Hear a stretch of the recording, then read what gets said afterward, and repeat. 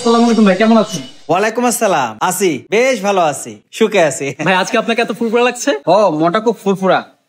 ওই যে সাদা পাথর, সব পাথর চুরি করে ফেলছে না। আর ভাই বললেন না, দেশের যে অবস্থা, একটা পর্যটন কেন্দ্র এখান থেকে পাথরগুলো চুরি করে নিয়ে যাচ্ছে। ভাবছিলাম বিয়ের পরে বউকে নিয়ে এখানে হানিমুনে যাব, আর যাওয়া হইলো না। হ ভাই, দেশে তো একটার পর একটা ঘটনা লাইগাই আছে। তবে হ্যাঁ, এইবার এই ঘটনার কারণে আমার কয়টা টাকা বাইসা গেছে। আপনার ভাবি চাইছিল আমার লইয়া সাদা পাথর যাইবো, আর যাওন হইতেছে না।